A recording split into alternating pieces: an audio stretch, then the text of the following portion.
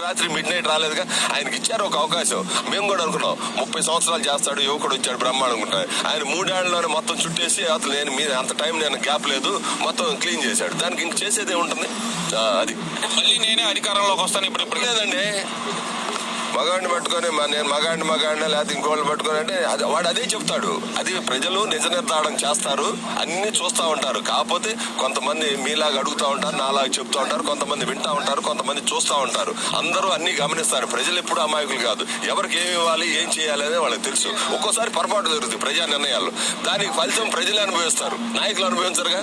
అది అందువల్ల మీకు అన్ని మీరు అనుకునేవి ఏదైనా మంచిగా జరుగుతుంది. ప్రజలకి మంచి ప్రభుత్వాలే వస్తాయి, మంచి వాళ్ళే చేస్తారు. నేను వస్తానంటే నేను వస్తాను, ఆయన వెళ్తానంటే అనేది ఏం ఉండదండి.